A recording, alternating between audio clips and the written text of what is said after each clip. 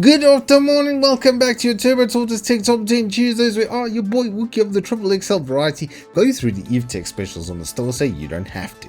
Starting off with an honorable mention, just something that I thought looked really cool was this new Evetech Prism cooling setup.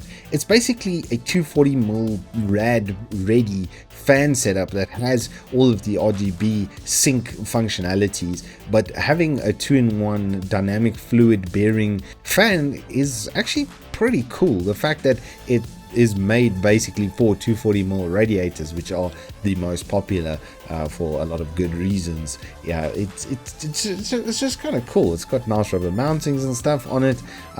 It's not particularly inexpensive compared to the other fans. The pricing and stuff is quite average, but it looks really nice, and I think will make any 240mm rad setup sort of pop. And then you could get two of these and have them matched on either side, because that's a bit of a consideration with your push-pull setups, is that your one fan will be faster than the other or slower than the other, and then the receiving end fan will basically get bearing damage over time. So if you got two of these for either side, you wouldn't have any worries of that, and it does come with a 2-year local warranty.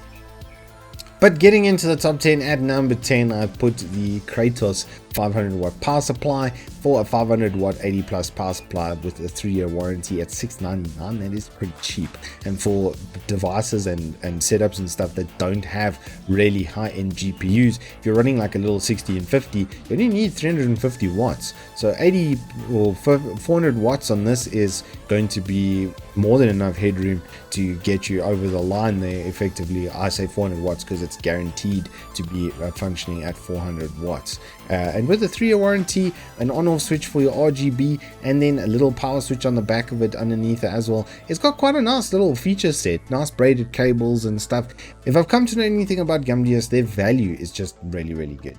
Staying with Gumdios, at number 9, I've put in this 5-fan pack. I've actually just installed 3 of them into my own rig, which I'll flash a nice little picture of. They do look a lot better than the previous generations, I have to say. This new fanlit plus ringlet setup is working quite well, and with no flicker because they've made nice matte fins, so you won't have to worry about that.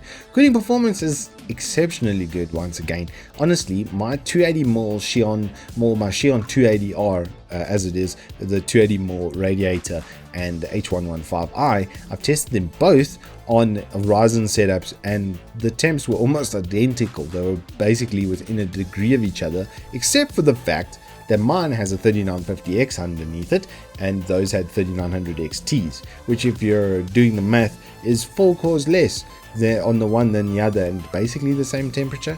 You really don't have to worry about performance on these. The LEDs are really nice. They do have quite a lot of functionality, and then you can then take it with an addressable header into your board for your MSI Mystic Light or your Asus Aura Sync. At number 8, it's the Marvo KG916.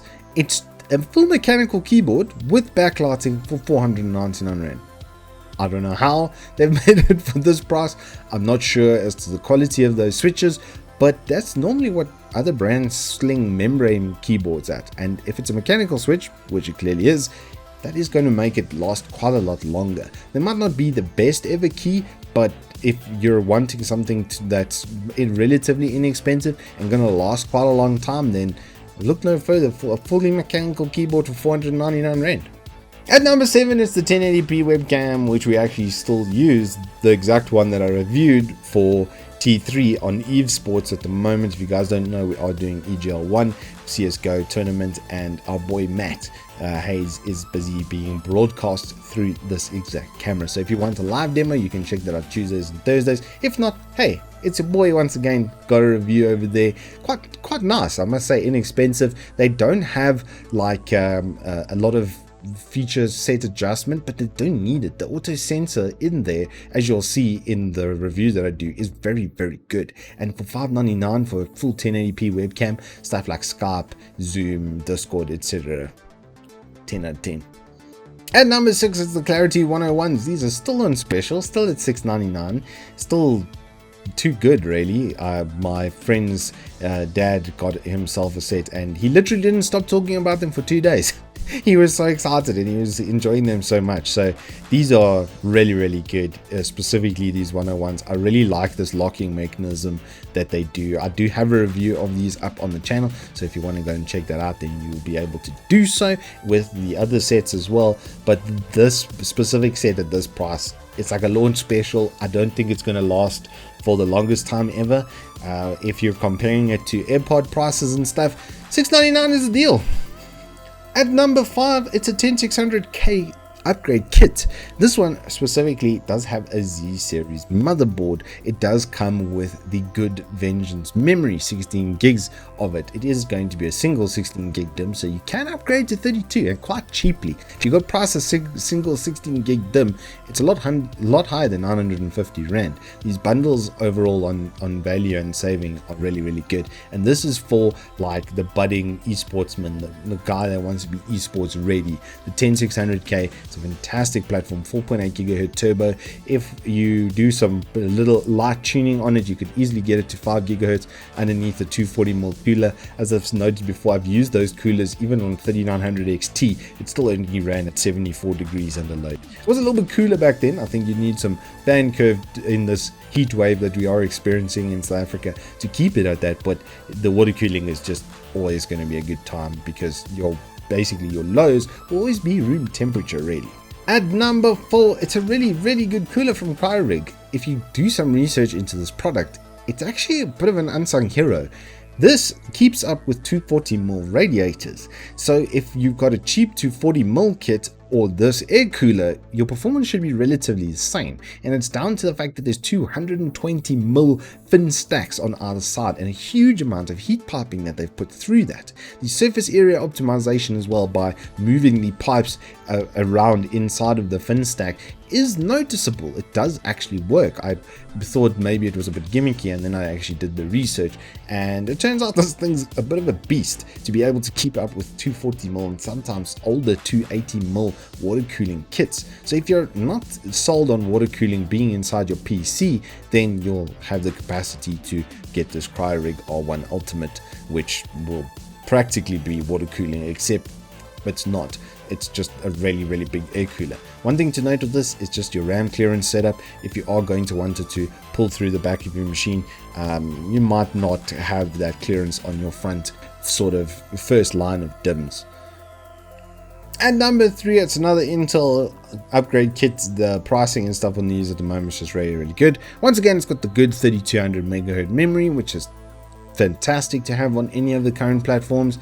The 10400F is literally my favorite Intel right now. The 6-core 12-thread setup on that to give it hyper-threading was a really good idea from Intel, because it now lends itself to doing CAD and to doing Adobe Suite and video editing and all kinds of things. And then it's still a really good gaming platform, and has very low latency between the cores. So for 1080p usage, this is just a really good bang for buck buy. B460 M-K, it doesn't look fancy, but it's got more than enough power phasing to run the 6-core Intel. These things are 65 watt TDP chips. They don't exactly chow a lot of power, so that's more than enough power phasing. It's a really good base platform for a starting gaming build. You will be able sorry, I'm doing a bit of a Nikita.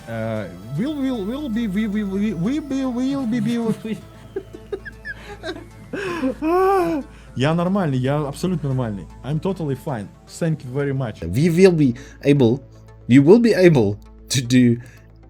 able to put a GPU on here, like up to 2070 Super 5700 XT with absolutely no bottlenecks on 1080p. So basically, for the cost of less than the GPU, you can get a motherboard and processor and RAM to back those up. Pretty good. It's pretty good. At number 2, I'm putting the 2060 Super, and it's going to come right behind the 5700 XT, and let me explain to you why.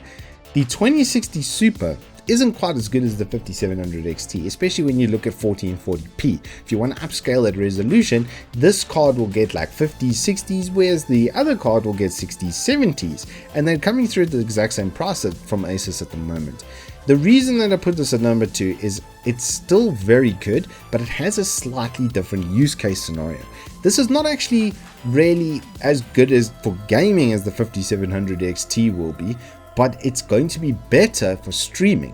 if you're a budding streamer, you can use the tensor cores that are on here through the NVENC codec, and it actually runs it off those tensor cores, and your performance impact from that is very, very minimal. You're getting like a capture card built into the GPU, as it were, because it can take that feed straight from the CUDA cores into the tensor cores all internally on the GPU and be able to then stream that out.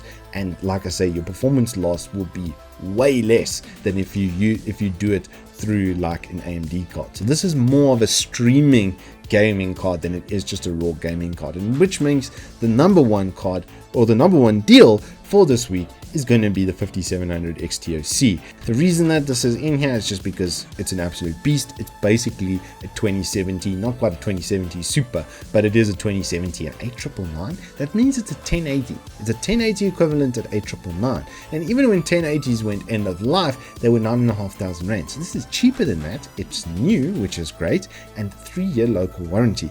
AMD also has recently improved the graphic drivers and stuff for this considerably. They're still not the best ever, which is why I say if you can get Team Green, the stability is a bit better there. But if you're just into gaming and it's not a professional work environment setup or something like that, this is the best bang for buck GPU you can buy pretty much right now. And then with ROG Strix's, as we've noted, 2.7 slot fat boy GPU design, it's quite nice. It is really, really nice. And like I said, overall gaming performance, it's about 10 to 15% ahead of the 2060 Super on 1080p, depending on the title.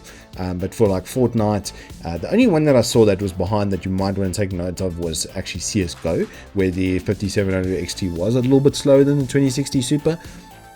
But for the most part, this is faster than the 2060 Super in every way. But then, like I said, for streaming, you're going to want to have those tensor cores. So it's kind of, they're almost a tied second to first place.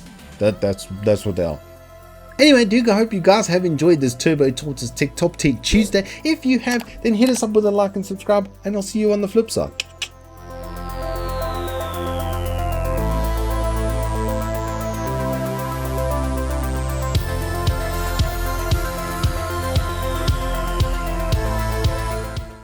We will be